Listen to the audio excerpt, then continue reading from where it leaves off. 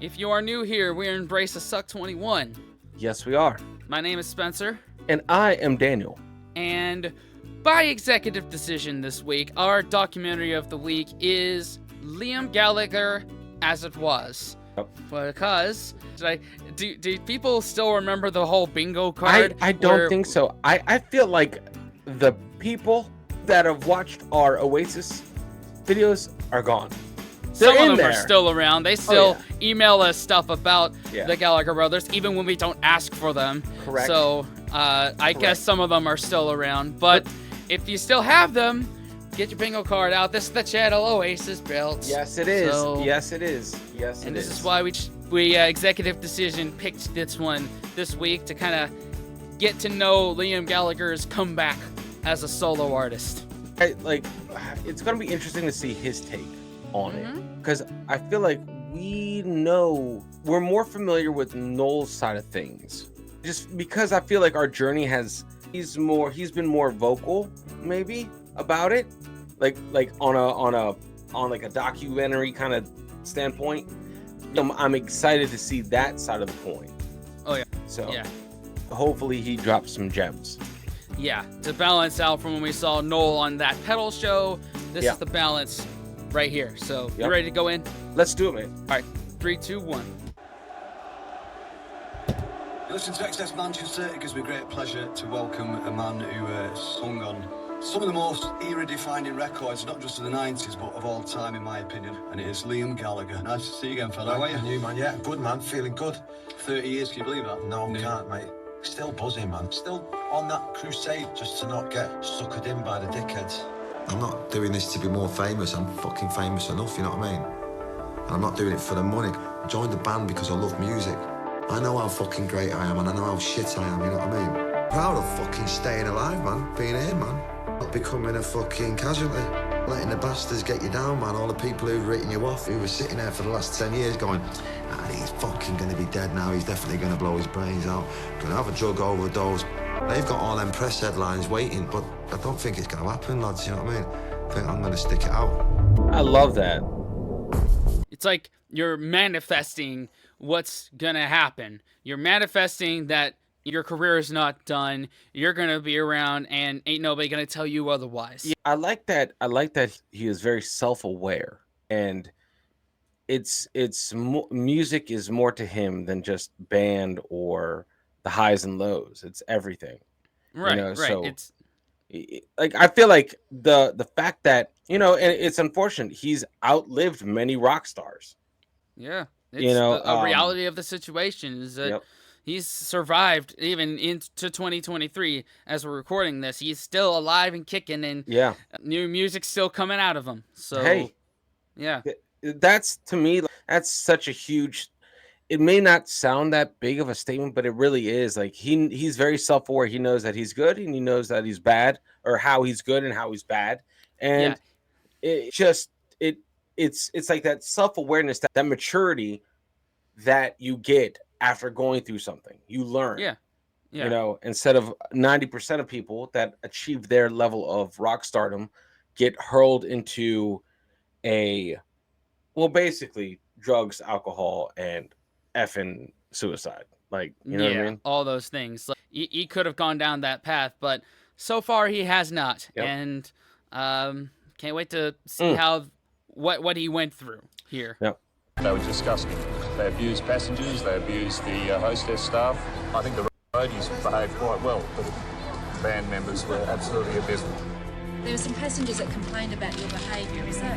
Yeah. I didn't know what to expect. Do you know what I mean? I didn't expect to go to Japan in the first year, or go around America, or get a #1 album. When you're starting out, you've got to do the whole circuit. But as you're getting a bit bigger, you can pick and choose. I think it's about 6,000 people do 2 nights. It's just the way. All fame and that. Some of it's boring. Some of it does your head in, some of it's not real. I've never been here before, but we like it. I like it anyway, and I'm having a great time. I've enjoyed myself. The same other things get in the way, but, there you go. Is it? Unfortunately, just had a huge, big fight together in the dressing room. The band is not going to play tonight and cancels the rest of the Euro Tour. Wow. I kind of knew something was happening. There was something not right. Travelling on separate buses and separate dressing rooms and separate this and separate that. Maybe the albums weren't doing as well as we were obviously on the slide, you know what I mean? Which happens to every band. And so obviously then there was little bits of arguments and stuff about where the band was going. Shut up! Right. If you think rock and roll, it might have been on the tour bus, it might have been on the backstage. I could never stand back and watch those two fight or get at each other, you know. Sometimes it was pretty vicious and pretty nasty. Shut up! When we was on the train to Paris, Noel was just sat down the back on the fucking phone to Gordon Smart, out of the sun, telling him what goes down and what we've been up to. Oh yeah, Liam's like just spilling the beans on the band, working for the fucking Sun. So we get there, and I've had a word with him about something, and he's had a word with me about something. And he fucking jumped on my guitar, smashed it up, which was a present, which means nothing to a lot of people, but it meant a lot to me. So then I fucking got one of his guitars. I think I smashed his up, and then that was it. Oh. I was there, and it was kind of a bit silly, to be fair. I've seen worse fights. Noel scooted off in his Ferrari with his bodyguard. His little statement already wrote, you know, and that was it. And then that was the band over, you know what I mean? Noel Gallagher has announced he's quitting the band Oasis. He says he can no longer work with his brother Liam after a series of rows. Last night, the band cancelled a performance in Paris. It was like, you know, still in shock, you know what I mean? It was like, whoa, is that like, what's the fuck's going on here, you know what I mean? I couldn't see anything past that, you know what I mean? I couldn't see a career in, or doing some, you know, fucking rally driver, or playing table tennis, or fucking being a chef. It was like, it was Oasis till the day I die, you know what I mean? Once Noel had decided he was going to go his way, it got difficult. When you're in a band with your brother for 20-odd years, and then he, for whatever reason, decides he doesn't want to be in a band with you anymore, it's very public and it plays out in front of the world's media. Yeah, I think that hurt him a bit. When that happened and the rug was pulled, there was always going to be a sense of trying to pop my dreams, you know what I mean? It's all a bit like, I'm taking my ball home and fucked a lot of yous, you know what I mean? And that's not what happens when you... I don't think you do that with family, you know what I mean? Wow. Dude, that's tough. I mean, from all that we've looked at between the dynamic between both Liam and Noel, I think it was explained in the Supersonic doc, Liam is a dog that needs attention all the time. Noel's like a cat that just wants attention sometimes. Yep. And I remember I in this little bit, they were had separate tour buses, separate dressing rooms. Like, they really didn't want to talk to one another. It just got that bad. That's tough. And it's tough because it's like each of their approaches to rock and roll were valid. Yeah. You know, it's rock and roll. Yeah, like, it's only rock and roll and you like it. Everyone else liked it up until it got to that point where they, I don't know, they smashed each other's guitars? I didn't know that it was literally right before a gig. Yeah, like that's crazy. So in that case, they cancel a gig in front of a bunch of people. That's a nail in the coffin because you can't show your face somewhere else as a fixed band. You know what I mean? Like, no. You got to admit that's a pretty rock and roll way to end a band. You have a big fight before a gig. Everyone's there. Everyone's probably drunk. They're ready to sing some of the greatest rock songs of the 1990s and 2000s, and that's how it ended. And then they break up. Shit, I was there. You know, like that's crazy. That's iconic, regardless. You know, damn, dude. Damn. Yeah. Oh. Mm-hmm. You know, it's brothers too. Look, I love my brother to death. I know him inside and out, and brothers fight like cats and dogs, just like sisters do. But when you were in a rock and roll band, like that's just amplified by like 10 times. It's very tough. I bet I can only imagine how tough it is because you're either in a band with your brother or you're in a bandmate. If you're in a band with a bandmate, you can kick him out. But if you're in a band with your brother, you can't kick him out. You know what I mean? So it's like, that's a tough one. That's just tearing the family apart. I hope their mom, was it Peggy Gallagher, is used to Christmas time without the rest of the family. Yeah. That's, I bet you anything, Noel and Liam, it says right here on the screen, they haven't seen each other in 10 years at the time of this doc. So that's crazy. Man, that's tough. That's really tough. I haven't got his number to call him because he's too scared to give it me mum. Have you ever even bumped into him? No, not bumped into him. The geezer wears many masks, man. You know, he probably walks past me every day. But I haven't bumped into him. And I don't know what I'd do, you know what I mean? Whether I'd chase him down the road and fucking with a pickaxe, who knows? Or maybe I'd fucking jump on him and give him a love bite. Who knows what to do? I don't know where I'd be at, you know what I mean? Because I'm angry still, you know what I mean? He split me band up. I certainly wasn't going to go home and fucking hide under the pillows, and I wasn't ashamed of anything, you know what I mean? Because it wasn't my doing. So we went back to the hotel, had a couple of drinks, scratched our heads and went, look, what do you want to do? Get up off your knees, my friend. Noel left. Liam could not have said, right, that's it, it's over, and I'm not doing it. He had to keep going, you know, because that's what he does. You know, they just sat down and said, what are we going to do? We've got to carry on, change the name, Beady Eye. If Beady Eye was a car, Beady Eye was a car, it'd be a fucking Rolls Royce Phantom. Big, beautiful, brash. You know it's fucking coming. You know it's there when it fucking runs you over. is it going to run us over? What, Beady Eye? Without fucking doubt, mate. I wouldn't be doing it otherwise, would I? I went out and saw Beady Eye live. I thought they were amazing. I thought it was a really, you know, the band was great, obviously. Still had something to do, you know what I mean? I like that, the lemons, that's good, isn't it? I want one of them fences. We still had like an itinerary, you know what I mean? We went on tour, we were in the studio, we were doing videos.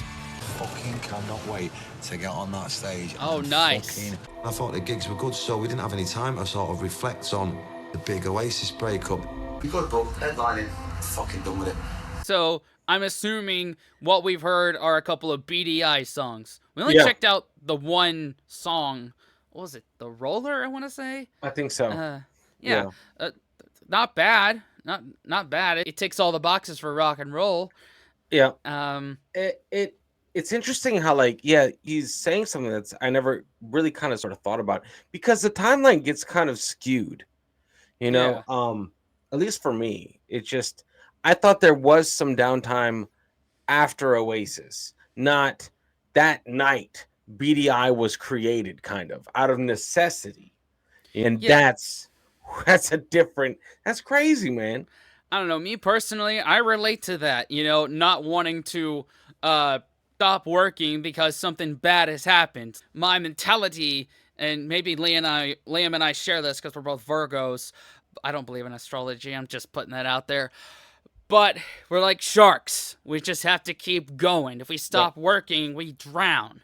Yeah. And I'm assuming that Beady Eye was Liam projecting his need to keep going, keep working, and, you know, that's how he deals with his problems, as he keeps kicking ass, as it were. Yeah. But that's crazy though, because that kind of I feel like a step back was necessary. Maybe.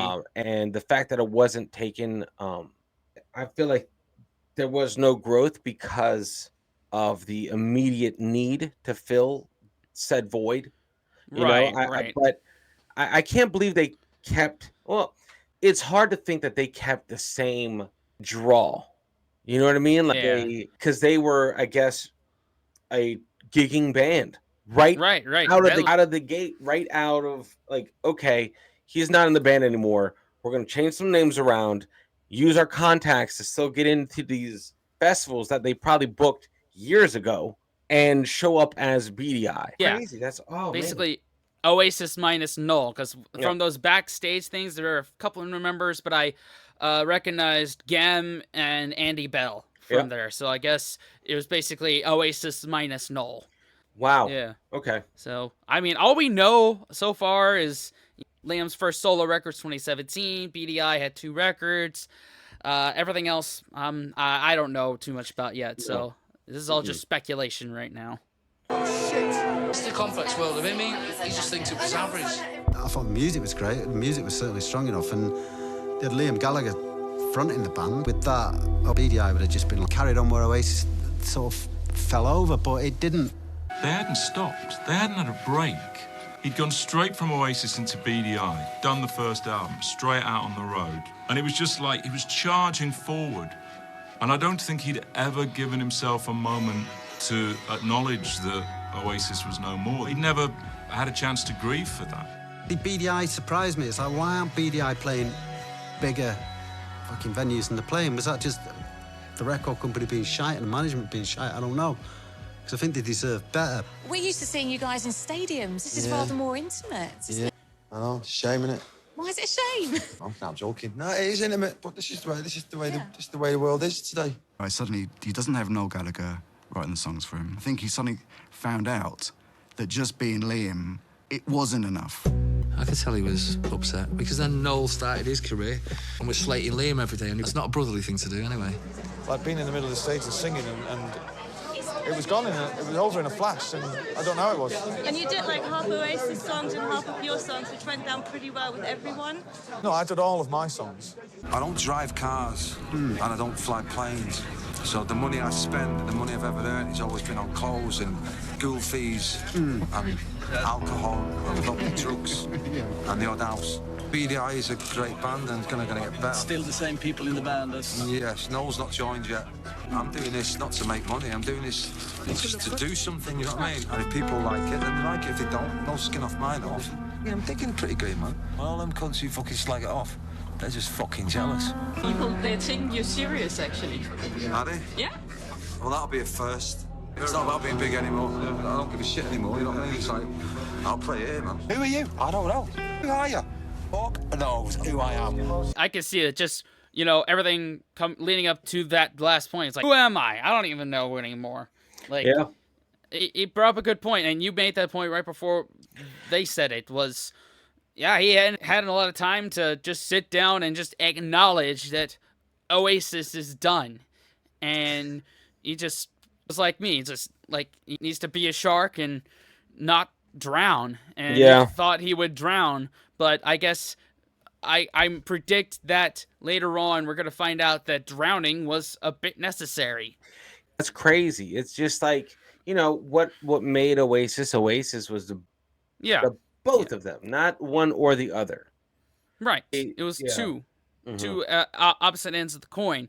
And maybe that was part of it, is that Noel wasn't there anymore giving his songwriting. Like, yeah, like I would predict, only hearing, I don't know, the one song we did and two right now, maybe three, I don't know.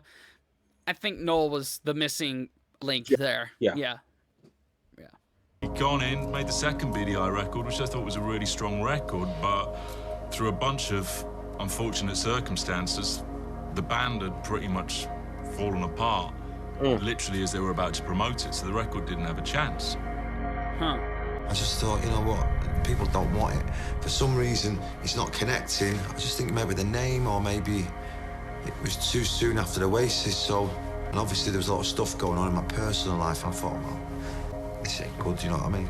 Andy Bell had rang us up saying he wanted to get back with Ride, and I was thinking, you know what, I'm not being in a band with someone who's going to be hop-skipping from two bands, you know what I mean? And, you know, that's his right, you know, he can do what he wants. But I was thinking, go on, you go and do Ride, I'm out of here, you know what I mean? I'm going to go and get me shit sorted out. And I thought, you know what, I think I need to fucking just take a break, you know what I mean, from music. It's hard for him to accept that. I think that was the first time in his life that it didn't work. So that was like, fucking hell, this is the first time, 20 years or whatever, that I'm without a band. I was going, fucking, what am I going to do now, man? No band, no songs, no niche. Something dodgy could be around the corner, you know what I mean? And you got to just fasten your seatbelt a little bit and just ride the wave, you know what I mean, and see where it takes you. Nicole split with former Oasis frontman Liam Gallagher. He was very down and fed up with himself, and he definitely was, yeah. The divorce isn't in private, it's very public, and it plays out in front of world's media. That hurt him a bit. Lawyers morning, noon and night, you know what I mean, in and out of court, sort of mopping up milk that I've spilled. Media give him an awful time of it. They never wrote anything good about him. Noel and the press, in conjunction, put the boot into him, and the music press had written him off. And with all the troubles in his private life, he was pretty much at the bottom. Sometimes when you're in a band, you're in a bit of a bubble, aren't you? You know what I mean? The real life sort of going on around you, but you're not kind of connected to it.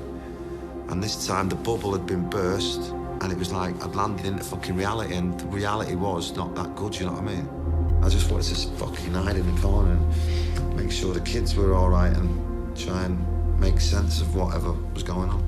There was one particular night where I was just on Twitter and I could just see these tweets from Liam, 50 tweets in one night, rambling at the world, but they were just pretty angry and sad and lost.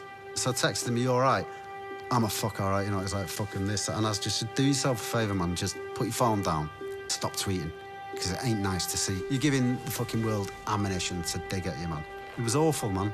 But that wasn't the Liam I know. It was almost like a cry for help, you know what I mean? He'd text me in the morning, 7 a.m, and I just thought, you're drunk, go to bed. I haven't heard from him for 6 hours. The phone goes, where are you? Come to my house now. Oh, and bring a bottle of Jack Daniels. So I get to his house, he's like, I need a private jet. And I'm like, you what? He goes, yeah, me and you are going somewhere. I texted Liam, are you all right, mate? He says, yeah, Paul's getting us a plane and we're getting the fuck out of it. I said, where are you going to go? He goes, then I'll see how much fucking petrol the pilot's got, shall we? So I've got my iPad in one hand, I've got Jack Daniels in the other, going to the agent, and says, right, she says, right, I've got you an aircraft leaving Luton at 10 o'clock tonight.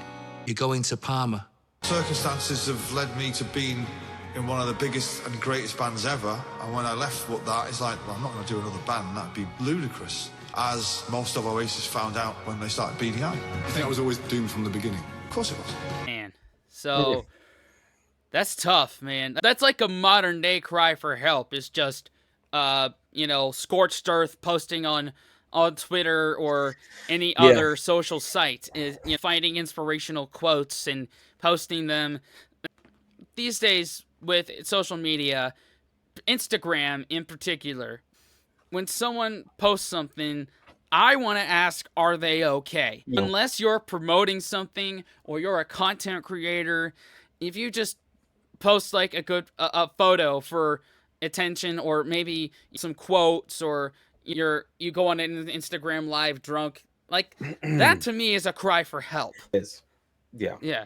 And that's what Liam did. It was like he just storm tweeted a cry for help because he's lost. Yeah, he's going through it, man. Through it. Understandably so, but at the same time, oh man, that's why like our mantra is definitely like playing chess with things.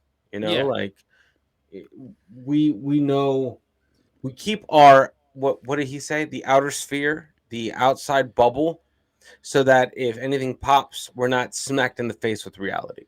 Right. It's just oof. Yeah, it's tough. And I wouldn't wish that upon anybody. No. I mean, look, me personally, everyone who's been following us closely knows this, that my personal life has had a lot of ups and downs this year, and this has been good to keep busy, keep out of stuff, and, we've had a few times this year where we've had to have a bit of a reflection of, like, is what we're doing works? Where can we improve? Liam never had that time until now. And what he's sort of mentioning is like he was alone out there before. He had his brother to bounce stuff off of, his family. Now it's like there's a rift there too, so nowhere's safe for him. I wouldn't say like his whole family. It's Noel. The last little bit was his mom and his big brother Paul and Bonehead. So it's good to know that there's more than just transactional relationships there. There's actual heart-to-heart relationships. So that's good. We've landed in Parma at midnight going, where we're going. I've got an overnight bag thinking I'm going to his house in London. And then we've called Bonehead. He's arrived the next day. And when I got out there was the initial, like, what the fuck's gone on, you know what I mean? And it was Liam's life at that moment, shit. Day one, off me coconut. He looked fucked. Really fucking tired. Going through a fucking divorce. Press were on his fucking case. People accusing him of that. People taking him money here. Bands fell apart. He's got no fucking music. He was fucking lost, do you know what I mean? Day two, off me fucking coconut. I think he was fucking terrified, truth be told, that was the end of his career in music. Day three, still off me coconut. The three of us always, when we're together, we sort it all out. An easy blowout, which is what it was. But then, you've had your week away with your mates, you got to go home and face the music. Debbie was the one. She was my inspiration. She was the one that was like, look, come on, fucking, you've not killed anyone. Come on, let's get back into the music, snap out of it, you know what I mean? Got the whole world in our hands and start anew. I've always been aware of Oasis and of Liam, but I was never particularly an Oasis fan as such. I kind of never really paid much attention to it. Even now, sometimes I feel guilty when Liam's talking to me about songs that he's thinking about performing. I have to Google them and see which ones they are, but I'm learning. Thank God for Debbie. What a person. For Liam, them two together. But I think Debbie convinced Liam that he had to get off his arse and actually get up and pick your guitar up, start writing. And Liam can write some fucking songs. As much as Liam said at the time he just wanted to move abroad, find somewhere, live a quiet life, I knew that if he did that, that would just be temporary anyway, because I knew that he would never be happy unless he was back singing and performing.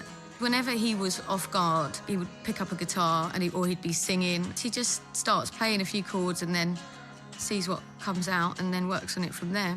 Records it on his phone, and then most people get to hear it when he's had a drink, basically. I feel that, man. If you've done everything, it's a natural inclination that maybe you just want to retire to the islands. But knowing him and knowing me, and just men in general, we gotta have purpose in our lives. We gotta have something that we're building. We've got to be providing for those in our life, whether it be our spouse, our children, our millions of fans around the world. We got to be providing. That's just how men are wired. Pretty much. And like, it always sounds nice to go retire, live abroad, but you get tired of that. You would get tired of that. Personally, I wouldn't. That's like my dream.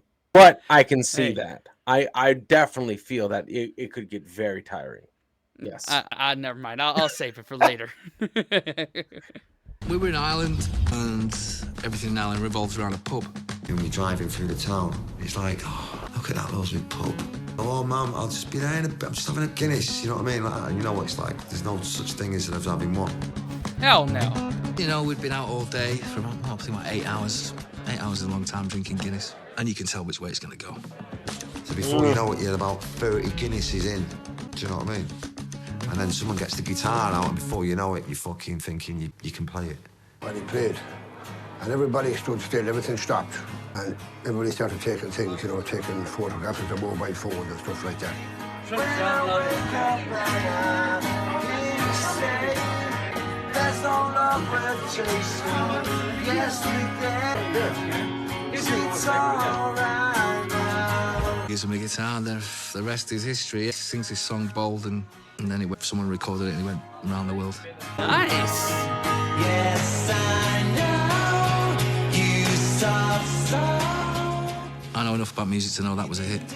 He was sending me finished songs just on his phone. He just recorded on his phone in his kitchen, and one of them was Bold. It wasn't like, fucking get your ears around this one, man, it's gonna blow your fucking head off. Come on. It was none of that attitude. It was a bit more humble, like, so what do you think? You think it's all right? He's like, I think it's all right. It sounds fucking massive, mate. And then I played with Debbie, and she thought they were good and that, and she thought, oh, let's go and speak to someone at a record label. I heard the music and thought it was better than anything he'd done for 10 or 15 years. And there was this drive and this hunger and this will to win and to prove people wrong that I really fed off. That was what made the deal a very easy decision. And that certainly drew a lot of raised eyebrows, because you're signing Liam Gallagher. He doesn't write songs. I'm not a songwriter. I come into this world as a singer, you know what I mean? But I do write the odd songs. But anyway, I'm a songwriter that hasn't got a lot of songs. I'll give you that. No, he's not a prolific songwriter. He has 1 or 2 or 3. You can't make a record with 3 songs. You need a minimum 10 for an album. I'll give it to him. Those are some pretty good songs. And there's some interesting chord arrangements as well. It's not the standard G, D, E minor, C, or A, E, D, things like that. Those are some interesting chord voicings there. And, that kind of reminds me, the song that he sung in the pub. Not only is it a great song, but the way that it got out. I will guarantee you anything, it got out the same way that, I don't know, Zach Bryan Heading South or Oliver Anthony Richmond North of Richmond got out. It was like, hey, this guy's singing a great song. Yeah. Let's send him a big record deal. But I mean, granted, people already knew it was Liam Gallagher from Oasis, so he already had that clout behind him, but nobody expected him to come out with that kind of song. It was like, wow. Yeah, wait a minute. New music? I thought it was dead. Like, okay. It's interesting. Yeah. It's very interesting, man.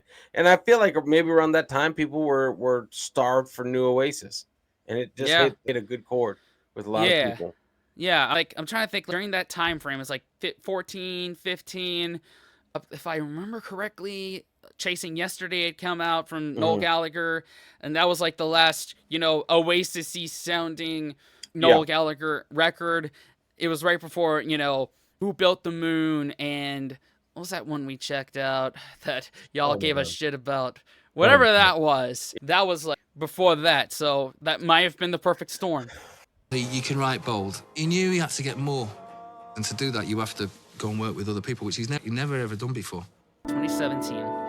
Trying to bounce back on this solo career with the weight of all his fucking personal things, his divorce and whatever, and shite he was going through.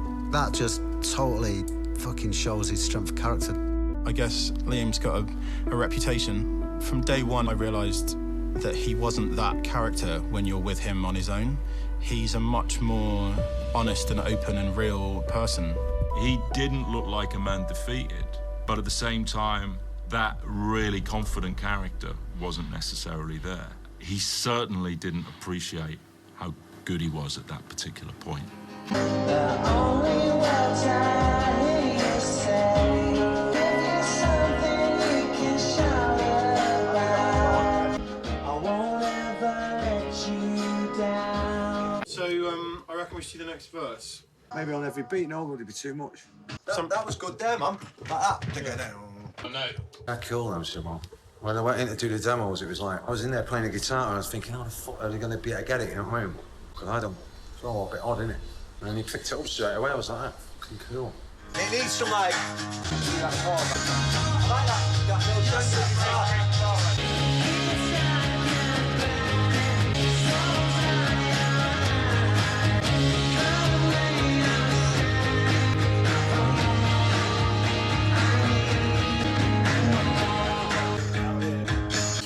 It's nice seeing you in control of it all. You've got to put your bits out, haven't you, man? And if they fucking work, you know what I mean? Not everything's going to work. I just say it how you see it, haven't you? How you heard it, you know what I mean? And I go, because I play that rhythm sometimes in the house, and I go, well, that's fucking... And if you don't fucking say it, you'll regret it, won't you? You know what I mean? That bit there, I have a better appreciation for Liam now. Knowing how into it he gets in the studio, and like, he hears things in his head. I just had this preconceived notion he just, rocks up and sings. That's all he does. But, he hears stuff in his head. As someone that, has done that, has been in the studios, heard things in his head, he does have the musician mind in him. That just gives me a lot better appreciation for it. Because I just thought Noel had that. And maybe I might put some people off by saying this, but maybe Noel was holding him back. Very true. I think that, company you keep either keeps you at arm's length, not in any way, shape, or form, like meaning to do so. It's just he never needed to be at 100% on his game because Noel picked up everything else, and now it's just him. So maybe it's like once you lose one sense, all your other senses amplify. And that's kind of it. I think that's very interesting. Like you said, he got into it. He's making music. He's having input, not just, here's this product, sing on it, and here you go. There it is. It's a lot more involved he's getting. Definitely got happier as he went in the studio and started recording again. I think that really brought him out of himself. Liam is Liam. You get whatever you say with Liam that's what you get. He's still the very same. He'll still come back home and he'll still shout and bawl when he wants to and put the kettle on. Yeah, one night watching the Mondays, about 5 of us. Was it hanging it? Yeah, they'll be fine when they see you next anyway. This is Margaret Gallagher. Hello, camera. Debbie, go on. You come back here often? Not as much as I should do, but not as much as I should do. When my mum left my dad, she got all this sorted and we snuck off into the middle of the night and then this was our new house. It wasn't like this. She's got it well nice now. It was just sit there on a blanket, fucking stoned while my mum was at work with the speakers, facing out of the window with all the music we just bought, all the tunes I just bought from Sifters and that. And I'd sit there, me and John O'Coke sit and just fucking listen to Jimi Hendrix and the Beatles and just laze about. I remember coming back here. Sifters. Do you get that reference? Oh, no. I don't. Our OG Oasis people are going to roast you for that. Probably. Mr. Sifter sold me songs when I was just 16. Got it. Okay, Yeah. here we go. Got it. There Okay, we it took go. me a minute. Come on, man. I can't. Memories. Those are old school. I had to dust those off, man. I can't even remember what I had for breakfast. Oh, I know. That's why you stick around with me. Yes. But it's nice to see like his childhood home. One after his parents split and his mom took him and the three boys away. That's pretty cool. I mean, I feel like we saw it in the Supersonic doc, but it like the fact that I'm here at my Nana's house currently, like that, it kind of gives me the same warm, fuzzy feelings. Yeah. Nah, I like that, man. Yeah. Yeah, after the first night at Main Road, get my head down thinking, fucking hell, what was all that about? And then the second night, then we moved out, then I fucked off out of London. Do you remember the time you sat out in the kitchen and told me you were going to be a singer? And I says to him, being a singer? I says, you can't sing. Oh, I can. He says, Mum, he says, and I'm going to be famous. Oh, I said, you want to bloody hurry up and be famous then. Well, Paul was a good... Was Paul going to be a dancer, wasn't he? He was going to be on Strictly Come Dancing. No, you're taking the piss. No, but you must have thought we were all on Magic Mushrooms. Like, this dickhead here thinks he's a singer. I got this one here who thinks he's Wayne Sleep. Do you know what I mean? Lionel fucking Blair. What did Noel want to be? Paul is a great... He wanted to be a fireman. Fucking fireman. And they were here, and then all of a sudden they were all gone. They were on the box. And it was huge. Yeah, they were on the TV. No, I found that hard to deal with, actually, at the beginning. I did, yeah. And then you wouldn't see you for months because you were touring. I found that difficult. You must be proud of them all. Oh, very proud, yeah.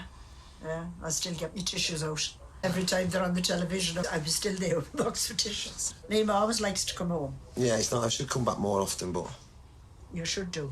Like I tell you, it's no use in coming back when I'm not here. Exactly. Always visit your mom and grandma and dad and grandpa.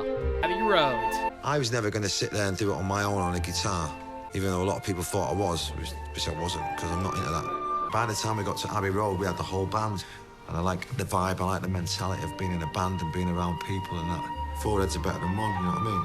When we went into Abbey Road to record I Get By, we'd been playing together in the studio for a number of weeks. That's it, whack down. The chemistry is something that you can't anticipate with people that you've never met before, but we lucked out with this band. It must be a different dynamic for him to be in a band full of people that get on with him and just do what he wants. You just sort of provide a stable backing for him. It just worked. I don't know how, just all the cogs just fell into place and we just got on with it. Those horn lines, those bass riffs, all those nuances, they're all from his ear. He's got all these ideas and all these sounds and all these parts flying around in his head. He'd sing a melody. Once you put that melody into a song, it's always a genius idea. I've always loved being in the studio, just being around it and watching it all come to life, you know what I mean? From the first bass drum to the first drum on the guitar, you watch the record go in different directions, you know what I mean? Some days it turns out how you want to in your head, and some days it doesn't, you know what I mean? Some days it turns out... It was Liam wholly owning the recording. He knew the record he wanted to make, and it was great to see him actually in there and being totally in charge of the situation. And I don't imagine that was something to do before. Wait, calm down, you know what I mean? Fucking blow my voice in the first fucking... Good evening! Do it like fucking Axl Rose, you know what I mean? Fucking, got a fucking gig to do, man.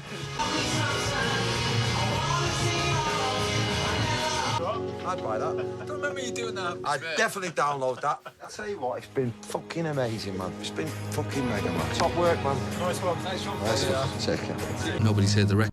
Man, just from hearing it from the speakers, that's amazing. Yeah. You know how involved he's getting. There was the other songs he was recording in LA where you could just kind of make a virtual band and you could probably program the drums, which I've been in that situation. I've also been in a situation where you're cutting it live in the studio, and that's great.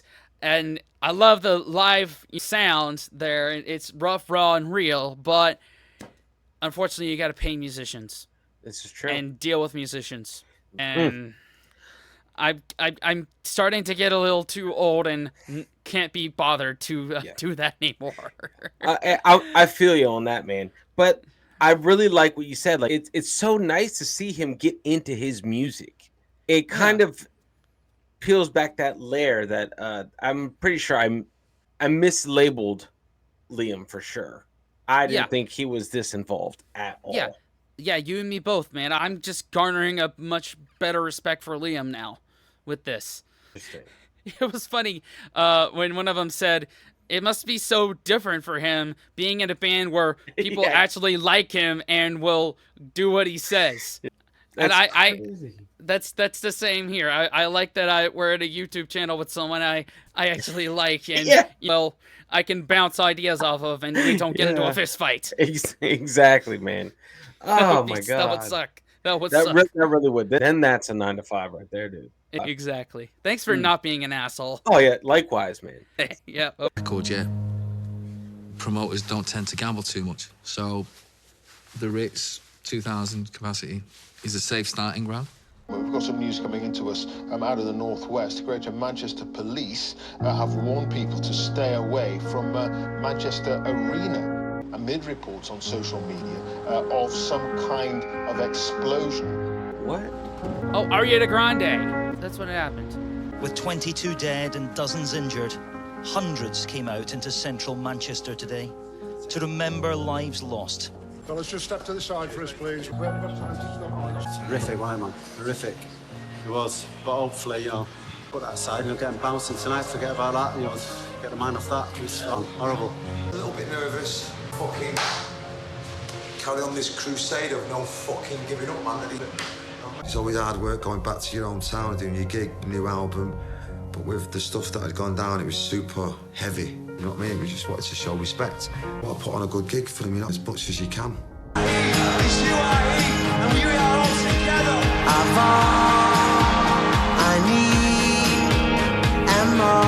I was watching it from up on the balcony, and the atmosphere in that venue was unlike any Oasis gig I'd ever seen.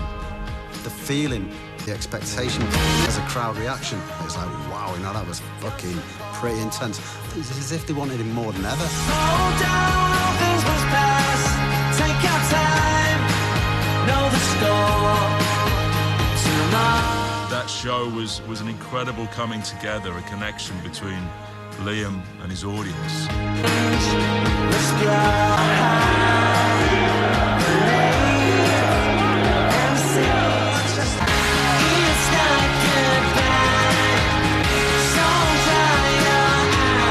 Emotional moment. I think he completely united a community. Proud that we did it, you know what I mean? Music, man, is power, you know what I mean? It brings people together. It can just make you feel like everything's going to be all right. Man, that's like a perfect storm right there. Yeah. Like, wow. It's all like, Liam's almost like a superhero then. He came for his town when they needed him the most. Yeah. Yeah, and that's crazy. And he needed it just as much because he's on the comeback. It was unfortunate that the Manchester Ariana Grande concert got bombed, but there was a silver lining in it right here for Liam and for the city of Manchester. Man, that's crazy how that planet aligned, and he was there, and at least there was some sort of ambassador of an Oasis thing. You know what I mean? Because Oasis had carried them through so much, a lot of change and turmoil, and to have that again in their darkest moment, it's just crazy. It's crazy. 100%. And Bonehead made an interesting comment. Is like he had never seen that kind of energy at an Oasis gig. What? That's crazy. But I would probably second that because, oh man, you go back to the people under a different banner. There's no stadium. You're at where was it? The Ritz. The Ritz. It's like a 2K cap venue. And that is just, it's super intimate. And that is felt. And from those 2,000 people that were there, they spread the word probably like wildfire. Yeah. They God, I wish I was there. Yeah. That sounded like that would have been epic. Oh yeah. I'm not sure of a shit I've been, man. I'm fucking proud of myself, of course. Like I said, I've not killed anyone. I'll never let anyone get me down, you know what I mean? No matter who they are. Still got to keep one eye on the prize, you know what I mean? But yeah, no one's invincible. But you got to feel that you can get out of it, you know what I mean? Without a doubt. And you make it better. All of a sudden, Chris Martin's fucking emailing me. I was like, what is he fucking, man? So I go, what he's after? What the fuck's he after? And then I heard he was doing this benefit gig and that. And then he goes, what would you do, live forever? I was going, yeah, I'll do that, man, let's do it. first thing he said was, we want to perform, it doesn't matter where we are. So we had to fly from Germany the same day to make it happen. So we did that, got back. Wow. Met Chris and a guitarist in the toilet, and we went through Live Forever. And we did it. Maybe I have upset him in the past and that, but I don't mean it. I actually think Coldplay have got a few good tunes, you know what I mean? Listen, and I apologise. I didn't say, look, I'm sorry for digging these out over the years. And they went, no, we love it, man, carry on. So they enjoy it, man.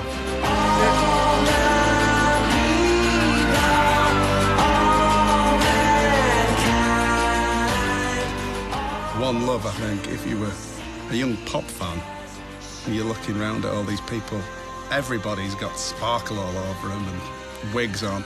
Even Coldplay were dressed like the tweenies. They had lightening up their pants and brightly coloured trainers on and all that. Suddenly, Liam just turned up in a parka, albeit an orange one, and just stands there and sings. It's got to be refreshing, even if you're 14.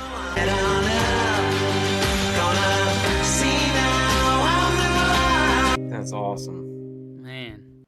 Like, again, a part of he was there when his people needed him. Yep. Even the young teeny boppers that had no idea who he was. Because it was like, Ariana Grande, obviously, but then you saw Coldplay, Miley Cyrus, Katy Perry, will.i.am, and he, doing all the pop star stuff. But then, closes out the show with Live Forever and, does the Oasis thing, does the Liam Gallagher thing. He's like, listen, you youngsters, this is how it's done. This is all you need. It's amazing because it's like he gave them what they wanted and what they deserved. It's like these are the people that had a key part in building what was Oasis. Yeah, at least their parents did. It's not their fault. You know what I mean? That we broke up.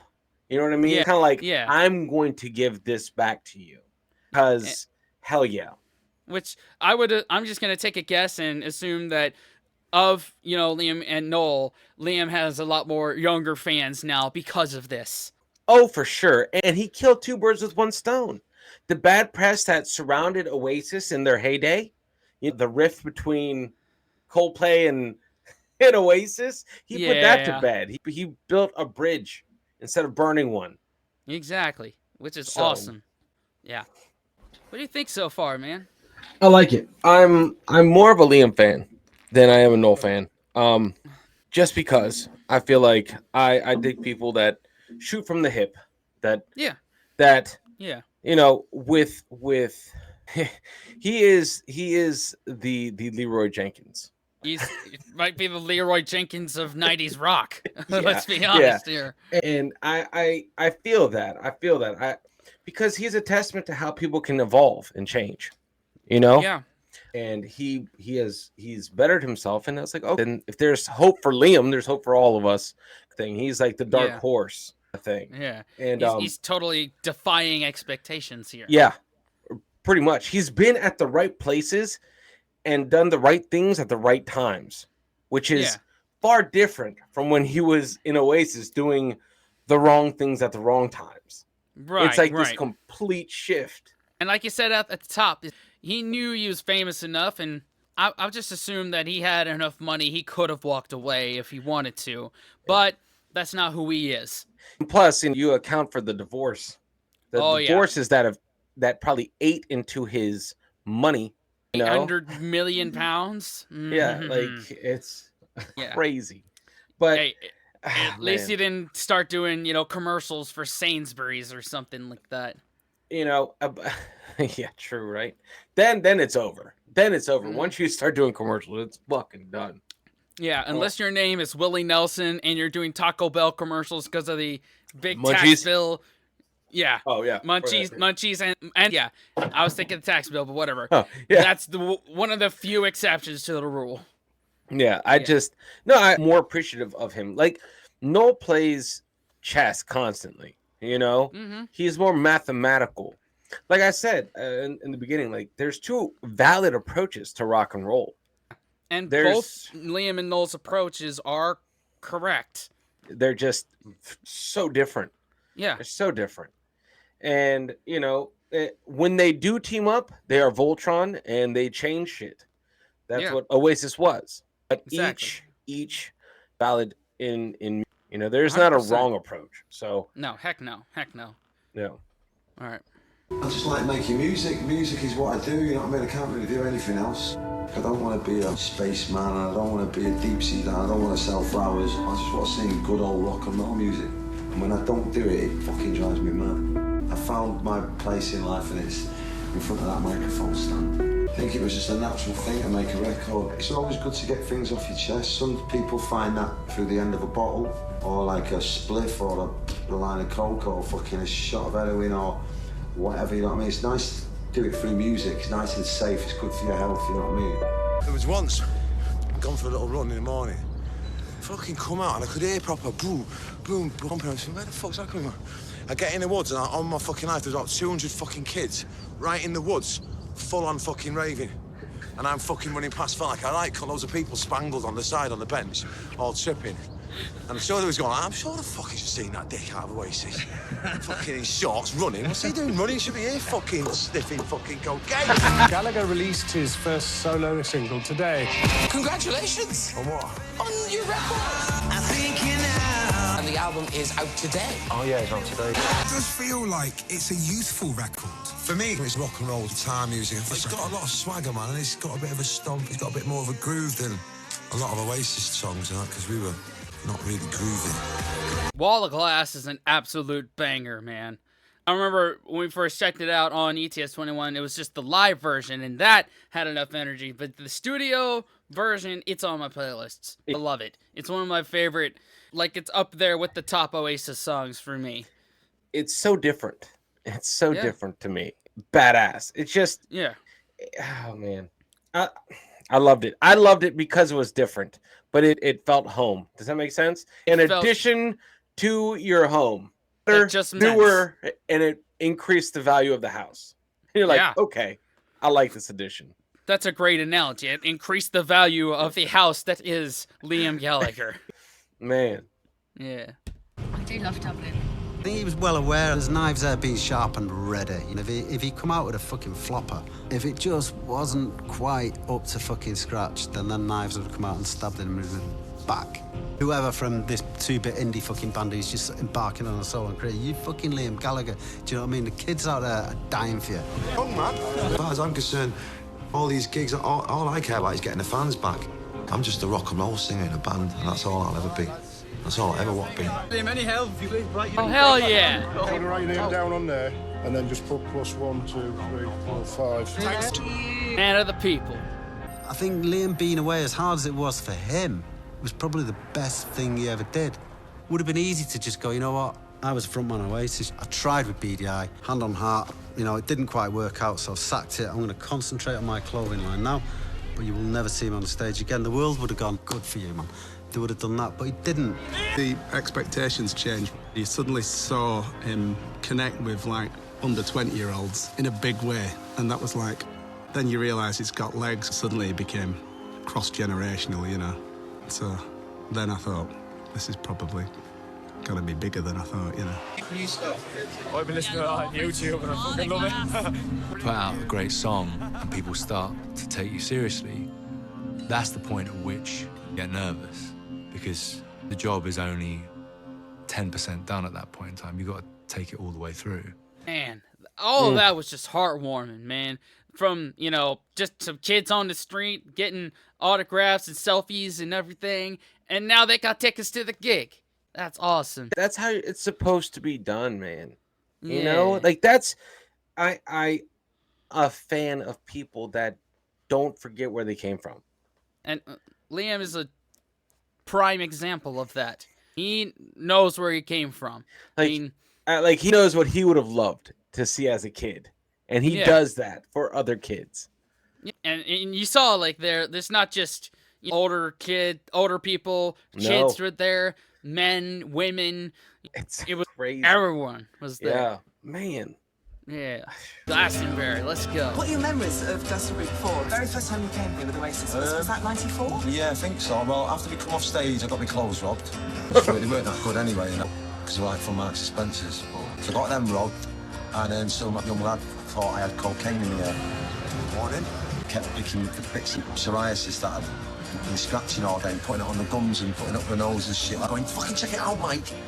He's got loads of gear on him. And then I went back to the bus and I thought, a little go myself anyway, just to see, you know what I mean? How's it going? Fucking absolutely fantastic. I've not been this excited about a gig since the first boardwalk that Oasis did. All the gas has been well received, the gigs have been well received and that. There's a long way to go and that, but there's no better feeling than getting on stage to loads of people, hopefully. And what you're made of. It's on you. Really good. Big guy. Hey, how are you? Lovely to meet you. Are you here for the weekend and that, or just? Here till Monday. Monday? What? Monday. She kicks you out? Just until tomorrow, and then Mrs. comes tomorrow night. So. I've never been out the front and I always fucking just hang about down there, but my 2 kids are there and they're like, they're into that weed and shit now. They're like, we're off down the fucking stone circle and they fucked off and then come back look like fucking hippies. Now they can't speak. Well, 3 minutes before I start the intro. So let's get up there, yeah? Ready for this, babe? This is my last chance to like really do the thing that I love. If this doesn't happen, I won't come again, you know what I mean? Because done the Oasis, done Beady Eye, and as great as it was, it just didn't really connect. So now I'm about connecting. If it's not big, it's no good to me, it's no good to you, you know what I mean? His kids were there, he wanted to do them proud. I think it was the unknown. I guess just a bit apprehensive of how it was going to go. He hadn't been on stage prior to that to see how many people were out there, and I don't think he was anticipating it would be that big a pool. It's the middle of the afternoon on the Saturday. I just saw the sea of people. Let's go! That's awesome. The crowd was absolutely enormous. There were just people as far as the eye could see. I'm sure there was an awful lot of people coming in to go, oh, Liam's back, okay. Yeah, I saw him on the telly with Coldplay. I'll check it out. But there were a lot of people coming, not to praise him, I think, but to knock him down. I got my crucifix. Them big gigs, if the crowd ain't with you, you know what I mean?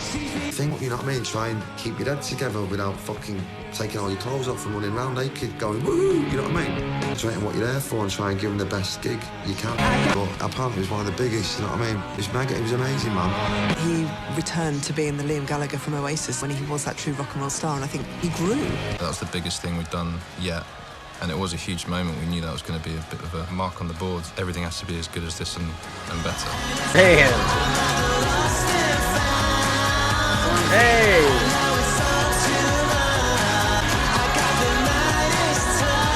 10 out of 10. His album went to #1 straight away. The midweeks came through. Shoot.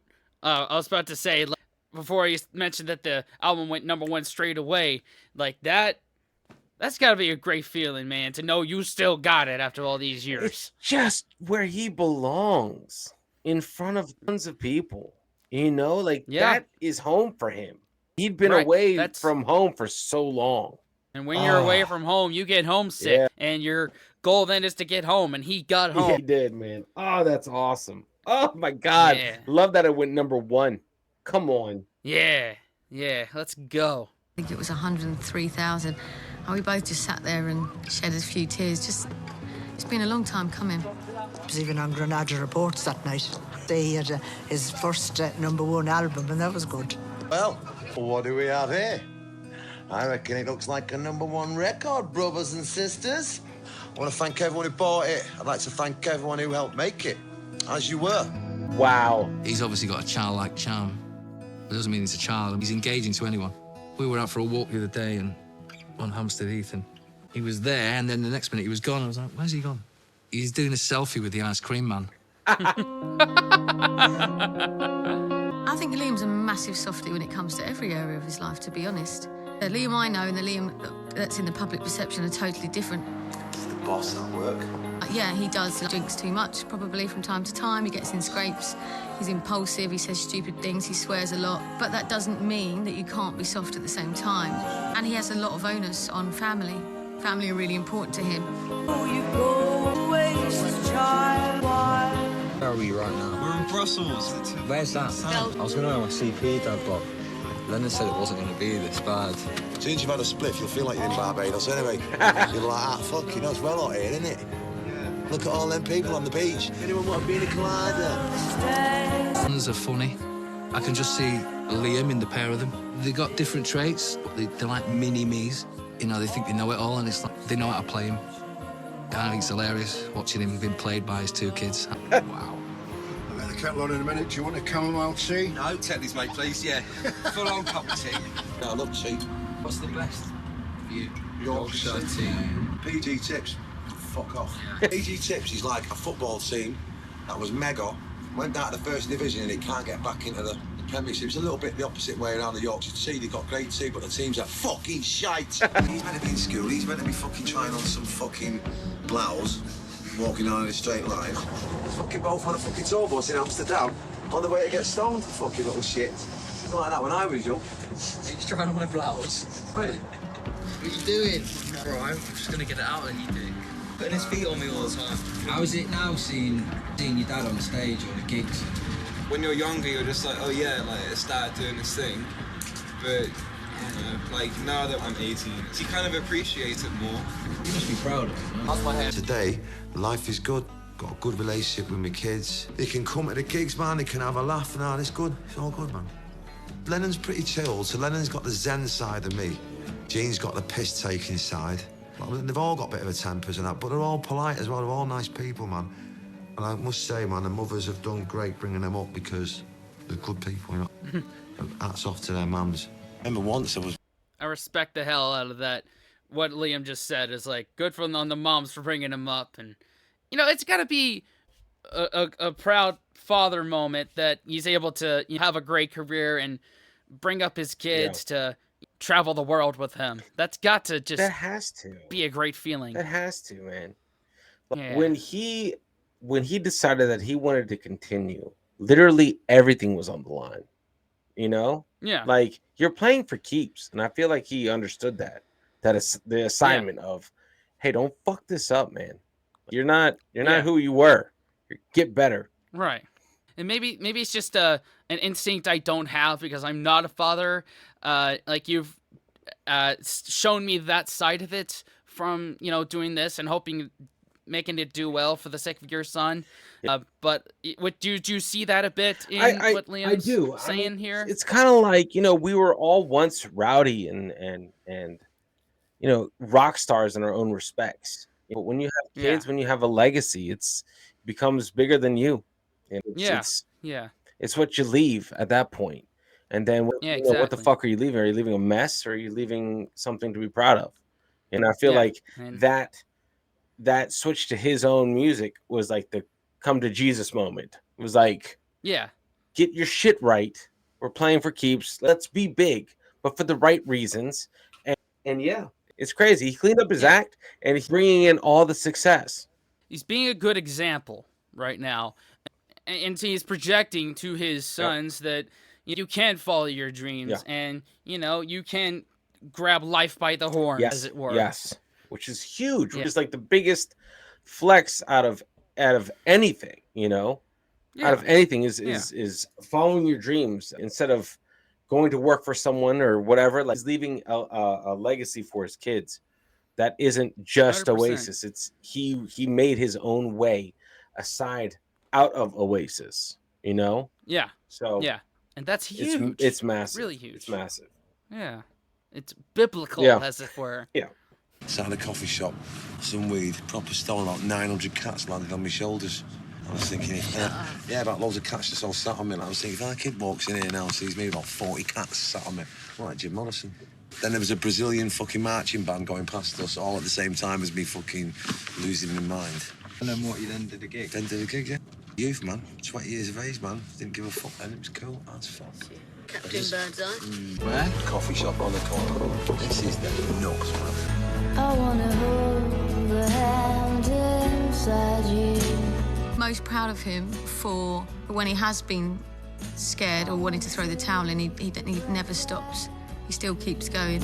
This time is massively different. How many people get a second chance? He's so grateful.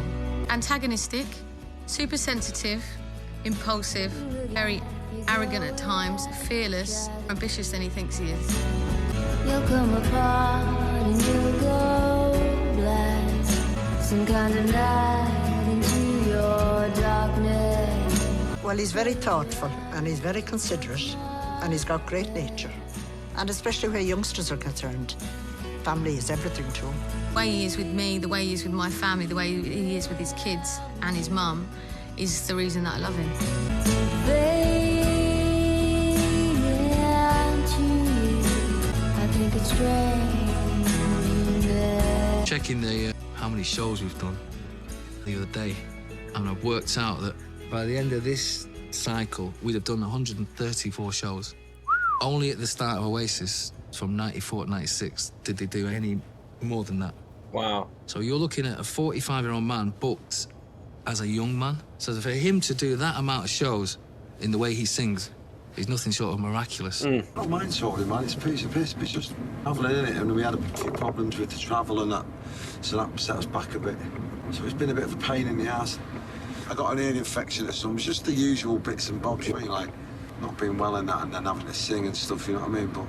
But you know, it is what it is, isn't it, man? And the two parts here. One, like how busy he was when his first record came out. That's like, you know, Be Here Now, 97, 98 levels of busy for a 45-year-old man. That's like, crazy. that is amazing. That's crazy. Yeah. Yeah. And two, like, you know, his mom and Debbie are just saying how considerate he is and how much how good of a man he is. Yeah. I love it. That's awesome. I feel like you know how most of us get our angst out in our youth? Liam did that as well, but he was in front of everyone when he did it. Yeah, like, as is the case with a lot of celebrities, but you know, it's a mantra a personal mantra of mine is life's 10% what happens, 90% what you do about it. And throughout the years, definitely in this later part, after Beady Eye split up, he made better choices. And you know, as a result, he's doing well. Yeah, really well. It's crazy. Yeah. Yeah. Tour manager that we had lost his fucking mind. He was going to go home. Not enough. Watch the shoes, mate. I ain't fucking playing that till now. My love for Liam right there, look at that. No, mate. It's fun. Hey, bro. That's what I'm talking about. Fucking doing my nut. Bed, mate, in 10 minutes. I sleep for a bit and then I'll be fucking up like a fucking lunatic. That's the last half an hour. It's fucking done me in. He's tired. Now, it's another fucking thing. Buenos Aires. Always. My heart. He's my God. I was born in 1983 and my dad used to listen to Oasis. So for me, I've been listening to his voice for my entire life. It's amazing. And forever. I love him. His music makes me feel alive. Looking forward to this gig tonight in South America. Presidential suite. Macca stays. Me and Macca sharing the same bed. Nice. Got here yesterday and I was a bit fucked from the flight and I still trying to shake off this chesty thing, so I got my head down at an early night. I could see him out there, and I said to Debbie on the way in, I said, I mean, there's obviously Oasis records that want to be signed and all that, but there's a lot of As You Were there, you know what I mean? So that's proper mega, you know what I mean? Like, there's young kids out there that are 15, 16, 17, so that, As You Were, is there. Definitely, maybe dare I say it, no one can take that away from me, you know what I mean? I think I'm doing all right, man. 25 years, 30 years, I've been singing like a fucking maniac. I think the voice is still holding up well, man. Considering all the shit that I've drank and all the other stuff, you know what I mean? That people have put up my nose for me. I think my voice is half decent, man. Wow. Amazing. Look at that. See it, Pete. Oh, that hurts. Damn. Sometimes you have a bad night. Sometimes your voice ain't there. Sometimes your mind ain't there. I just it catches up to you. It catches up to everyone. And if you're on a sprinting pace, you know, but it always happens that way, right? Your voice will always go out on the biggest crowd, not the intimate crowd, right? Not the 2,000 gig, the 20,000, 30,000 gig. That's when it chooses to take a shit. Oh my God, my heart just goes out to him. Look, dude's 45 years old, and he's had his style of singing is very not every vocal. He's a vocal coach's worst nightmare with his technique and how hard he sings. First, he's like shouting pretty much, and the way he does it. Let me see if I can just do this without blowing the voice out, blowing your speakers out. His pose is like that. Like that, and he's he's craning up like that, and that strains the vocals a lot. So the fact that he's still singing at 45 is a miracle in itself. And I guess that's a little, what just happened there is a little more prone to happen. Yep. And I just, you know, it's tough, man. You know, what do you do in that? Oh man. Yeah. That's a you bad cancel one. it and you try and reschedule, maybe. Hopefully. Yep. I'm pretty sure I may have messed up the audio there. I'll actually have to go back and re-edit that. Sometimes you gotta make strong decisions. It's like Paris 2009. He said his voice went, so that was it. Walked off the stage. Massive crowd there as well, yeah. Not too sure. Oh. The biggest fear is losing a voice, man, without a doubt. It like literally went. The first song you're thinking, fuck, yeah, this is a long night, you know what I mean? You get to the third song in and you're just thinking, look, this is doing more damage and you've got to bail, you know what I mean? And obviously you let people down and you're the worst person on the fucking planet. My whole day is about getting on and fucking making their day and singing, you know what I mean? So having to get off when you can't do it, shit, and everyone kicks off and all that, and you've got to take it on the chin, and I get it. You've paid money and all that tackle, but you've got to look after your voice, you know what I mean? I just literally couldn't fucking speak for about a week, and I like the sound of my own voice, you know what I mean? So that was that was hell. You've got to concentrate, haven't you, man, when you're doing this? Come on, who are you? It's 6:30 by the time, so I've been up since 4 anyway. But I like to run because it keeps you fit, obviously, and it's good for my head more than anything, you know what I mean? I'm never going to have a fucking six-pack. It's just not what I'm about, and that, but if I haven't been for a run, I just feel like all over the shop. It sorts me day out, you know what I mean? When you are sweating, any rock star worth his salt getting up doing all this, you want slapping, you know what I mean? Are you coming out for the fucking drink tonight? No, I'm going to get up in the morning, I'm going to go and see the Golden Gate Bridge. Apparently it's fucking lovely. You just get out of the band. You know what I mean? When you're this age, this is what it's about, man. That crowd there, man. And that's why I want to live forever. I don't want to fucking die. I don't want to spend the rest of my days in pubs and bars. Obviously, you like to have a drink and all that tackle, but I know when it's time to go to bed now.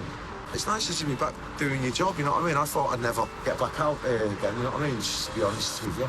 Beady Eye, I thought, that's it, I'm never going to fucking see San Francisco again or LA and all that. So it's good to get back out and see the world again through the music, you know what I mean? Well, someone here wants to introduce the next song.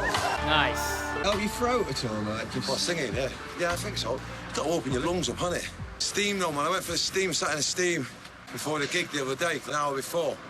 Fucking well good, so I'm going to do that again today. I'm going in. I've got that thyroid thing as well, where voice gets really hoarse a lot more quicker than other people's. Fucking hell, that is good, man. I don't smoke during the day, only I have probably a couple when I come off, you know what I mean? I try not to drink as much.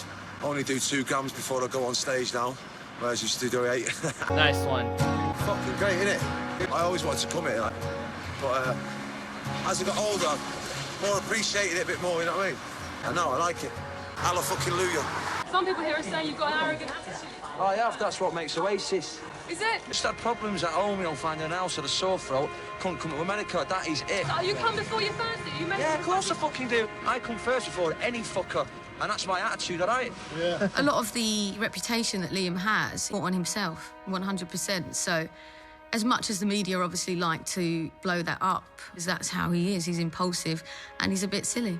I'm sure he regrets decisions that he made that led to other people, well, people that he loves being hurt, for sure. Well, probably my personal stuff, I regret a few things in that. It was all my doing. I took the eye off the ball and got myself into some shitty situations that I should never have got into, and then you've got to deal with it. You know what I mean? Being a bit of a shit husband and the effect that it has on my kids, you know what I mean? I do regret that. And sometimes you've got to own your shit, haven't you? Sometimes it's good to meet it head on. It's good for the soul. This is fucking more like it, eh? Sitting around drinking and eating hot dogs all day. Fucking rubbish. Who's at the front, Molly? My daughter. And then my 2 sons are at the back here, chirping on some birds. No doubt. Met Molly now, so she's part of the team and that. She's part of the family. She's with us all the time. Lennon and Jean, they buzz off each other, man. They love being around Debs and sisters and that, so it's all good. Got a nice vibe to it, man. I'm actually terrified. What? And the rattlesnakes. That night starts getting really foggy. It's a bit hard work. Do you know what you want to do yet? I'm with the music. You play the drums, is it? Yeah, and guitar. Got his mate that comes over, bass player. They make a racket. Sounds good. But there's plenty of time, man. I'm sure people will be going, oh, yeah, you got to be as good as Oasis, but... Yeah, Oasis weren't that good. Just had a vibe, and everyone joined in on it. We weren't great players, you know what I mean? You don't have to be that good, as long as you got fucking something about you, you know what I mean? That'll go a long way. Spirit. I've got a load of good people around me. Good energy. Molly's a legend, man. She's been a breath of fresh air. Her being in my life and being in Lennon's life and Jean's life and them all together. Debbie and all that tackle, it's well good. It's never been fucking better, you know what I mean? I thought you could go under it and stand there and have a picture, so you can't do that. Is it surely? No, Maybe you just can't look better. you can't. It's a bush. You can in the video games. Oh man, you should Real life. video game instead. You should just play video games instead of come off it. He's just really, really happy. If he was to go out tomorrow, I think he would feel happy that he's not just the success that he's achieved, but his mum's proud of him. He has a great relationship with his kids. He's happy with himself. I think he's in a really good place. Noel Gallagher, I don't think he'd be too happy with the way it's going for me at the moment, you know what I mean? I think he'll be sitting there thinking, this fuck, you know what I mean? What's going down here, you know what I mean? I think he'd have quite happily seen me in the gutter, without a doubt. There was a period where there was a bit of a financial problem in that. And the only way I was going to get out of this fucking mess is by doing Oasis, you know what I mean? Or music, you know what I mean? And he didn't give a fuck, mate. He was like, see ya. Calls and all that went on deaf ears, you know what I mean? So, thankfully, through Debbie and the fucking stars and all that, and the way it is, I got out of it without his help, you know what I mean? And now I'm kind of back on track doing what I'm doing, so I don't need that fucker, you know what I mean? I don't need his help, you know what I mean? There's part of me that's a bit pissed off, yeah. But I'm happy now, so it doesn't really matter. And a lot of people go, oh, well, Noel's grown up and he's changed. Whatever, he's changed into a massive cunt. I'm just still a cunt. I'm not a massive cunt. And that hit hard right there. Like, the tweet storm from earlier was a cry for help. Like, it's almost like trying to reach out to your family for help in a bad time when you're pretty much gonna go broke with this divorce. Hey, man. If you paint it like that, it's not, you know, for fame or for fortune or for the legacy of Oasis. It was, I'm in trouble, I need help. Yeah. And Noel did not respond in his darkest hour. And you carry that. You carry that. You know, during your darkest hour, who is there for you and who isn't. And that is something that you will never forget. Oh, yeah. And so, I will never forget who was in my corner in my darkest hours, and you were definitely one of them. Course, so man. I thank you for that. Dude, my thing is, it's like, hey, you know,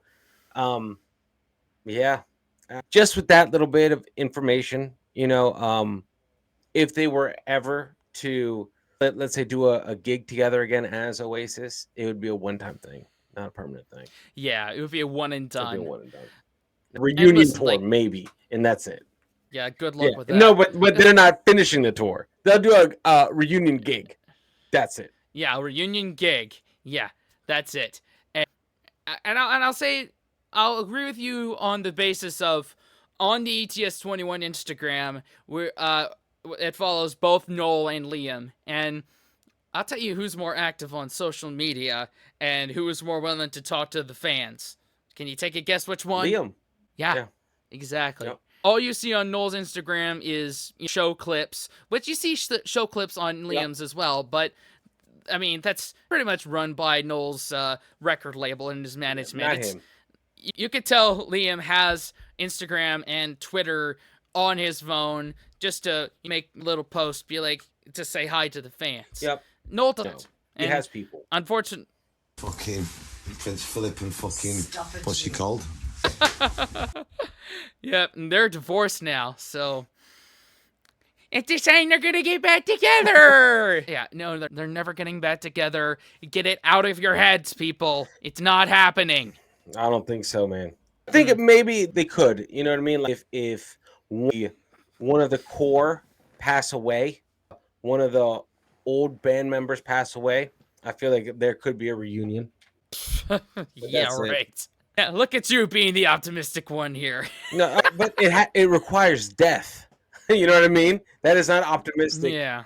I'm just like, it requires death for them probably to straighten up. But yeah, right. Yeah. Mm-hmm. Inside, this is where the magic happens. Obviously, it wasn't like this, but so this is mine and Noel's original room, original fucking plaque that we had. Oh, look at that. So that'd go back there. That's where Noel would be. I was this side. Then he'd have his stereo that I pissed on was there. And this is the magic. Oh, yeah. The magic switch that I went for one night when I was off my box, but missed. Turned the light on to go to the toilet. There used to be a toilet there. And I fucking missed and I just fucking saw my kids in bed. I was just stood there all over his tackle. And that's when I think the grudge started. My mum would go to work and just smoke a load of weed, listen to some tunes. And my mum would come back and we'd all be fucking diving out the windows. It's because she'd fucking have us, because she'd been out doing 3 jobs and we've been doing none. You know, looking back at it now, I was like, there was something going down, man, that we weren't aware of, you know what I mean?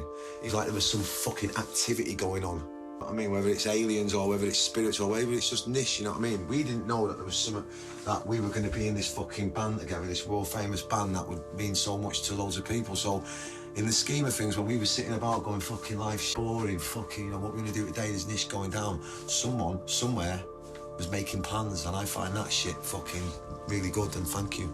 It's interesting, life's magical when you ever think about it. And this little room here, me and him over there, fucking just, and then we're on fucking stage. No wonder we fucking hate each other, because fucking it's having your nick. It is a real shame you don't really speak to your brother, isn't it? No, I know, but it is what it is. I mean, it is a shame, but, you know, it's not the fucking Waltons, you know what I mean? You know, and I think the reason why we're not speaking is because he thinks he's Mr. fucking clever, Mr. Right, and I think I'm right, so we're both stubborn. You know, maybe it's another part of the shit that's going down while we're sitting here going, oh, fuck, it's shit that we're not speaking to each other and we're not in Oasis anymore. Maybe there's something else going on for the next step or whatever, you know what I mean? If you're working with somebody 20-odd years, 2 of them together, there's bound to be friction, isn't there? Liam has reached out to Noel a couple of times, and each time he's just not got back to him. This is why he's so incessant on constantly berating him or constantly antagonising him, is because he misses him. He's his brother. A new year, and they're all going to get on together. Yeah. That's it. Me and our bod get on. 2 out of 3 is not bad. No, but the way I look at it, That's darling, the way I look at life it. is very short, and if anything happened to either So one is of you, he. you'd He's never... very fucking I short, know, isn't he's he? as bad as You know, he's very short. I love you. You have a rest. Brings us to the last award of the night. It's NME's Godlike Genius Award. What we're about to give out is basically the most overdue award in the history of the Enemy Awards. Nice. Nice one. I want to dedicate this to my mum, Margaret Gallagher, the one and fucking only. I also want to dedicate it to the army of songwriters that I've got, past and present. You are the man of the night. How does that feel? Normal. It hasn't changed you though, becoming godlike. Has it changed me? No, I've always thought I was godlike, from the day I was fucking born. And your award ain't going to change it. For him, it doesn't matter if it's 2 people or 200,000 people. He does the thing that he does. He's the last great rock and roll singer. You can see from the comeback that he was needed. I think Noel probably overestimated the importance of the music and underestimated the importance of Liam. Kids don't want to be Noel, they want to be Liam. That's what's sort of come about again. Everyone's fucking in love with him. I'm sure he can't do anything without wondering what his brother thinks of it and thinking about it in terms of his brother watching it and digesting it and having an opinion on it. And everything he leaves out or puts into a show, it's almost all done for an audience of 1. It was easier to have fun back when we were damaged. I'm back on side, you know what I mean? And that means more than any #1 album as far as I'm concerned, or how many records it's sold. And the success of As You Were was good, I think it'd be rude not to do another album, you know what I mean? But oh, I remember how you used to shine back then. Now, I'm looking forward to putting this album out. I think it's going to be good, man. Getting back and doing some gigs and that, and we'll see where we end up, man. If this one's good, success, maybe then have a bit of a break, you know what I mean? Right, I'm happy with that. I start going off the rails, me, when I fucking have too much of a break. Yeah, need structure. I do. Like a toddler. It's like fucking just like pubs at fucking 10 o'clock, you know what I mean? In the morning, you know what I mean? So it's best. I'm more fucking safe on the road, you know what I mean? In the bubble, I think. I'm proud of who he is, and he never changed, Liam. I think that's why people love him, because he is who he is. To come from nowhere and to sustain for 25 plus years is impossible, especially the way he sings. He's #1, isn't he? I'd like to remember him as my mate. Probably as the greatest fucking rock and roll frontman ever. How would he want to be remembered? He came, he saw, he conquered, and he told you all to fuck off. I class myself as a singer, a rock and roll singer with a bit of fucking attitude, and that is it. On stage, singing songs, when I'm close up to that mic, that's where I'm at. Nothing could touch it, you know what I mean? I could get struck by lightning and fucking stare it out just before it hits me and just go, it's biblical, man. Man, come on. Oh Come my on, God, man. So a couple points before we wrap this up, man. Like, he mentioned that when it gets too long of a break, he gets stir crazy. Like, after, when, was it Why Me, Why Not that came out 2019? Yeah. He got a hell of a break after that. He definitely did. Yeah. He definitely did. And then also how he always has Noel in mind when doing everything he does. He could play to the biggest crowd in the world. It's like, you know, the absentee father that never gave approval to what he does, but it's his brother, and no matter what happens, he'll never get Noel's approval for it. Yeah. We'll probably eat him up inside. But that's his cross. You know what I mean? Yeah. He's still cranking out rock star shit. You know what I mean? Yeah. Like, he epitomizes what it is to be a rock star. And he also epitomizes what it is to mature and to get older the right way. To deal with success and your pitfalls. You make sure you go through them. And he went through all of them, most of them that could be out there. He hit many of the branches going down. He did. But he emerged and he changed and he learned. You know what I mean? And that gives me hope. You know, it's like, it's nice. It's just very nice to have that story out there. Like a recent current story kind of thing. Yeah, a great comeback story and to inspire. I feel like we've had a bit of a comeback story with just the success of ETS 21 in general in our own lives. So that's very relatable for me. Yeah, for sure, man. Me too. It's like, it's one of those things where it's very relatable. Obviously not comparable, but relatable. I could see our journey-ish in the same light. Obviously not the same, but Right. Yeah. I mean, you know, musically speaking, you know, all I am is 3-4 chords and the truth country Americana singer, but you know, Liam's attitude and also his musicianship, I mess with it so much. It's so refreshing. I appreciate him. I appreciate him more. That's for damn sure. I respect him a lot more now. Yep. And I think I can speak for the both of us when it makes us both much more Team Liam now than we were before. Yeah, 100%. You know, like, 100%. I'm always Team Liam. You and me both, brother. Yep. And for that, automatic 5, 6, 7, 8, 9 thumbs up. How about that? That was awesome. Yep. Yeah, man. So, anyway, y'all, thanks for watching. We picked this documentary as a executive decision. We usually leave it out to a vote, but I personally was getting tired of people not picking it. So, at the time of its hopeful release on YouTube, it's Liam's birthday. So, wanted to get it out around that time. So, there you go. And y'all, thanks for watching. Somewhere around to subscribe and watch another video. Wash your hands, scrub your toes, wipe your ass, blow your nose, embrace the suck. Unplug and do something biblical. Yes, and be mad for it at the same time. Always. Later, y'all. Later. Fellas, we could be that mistake. Let's do this.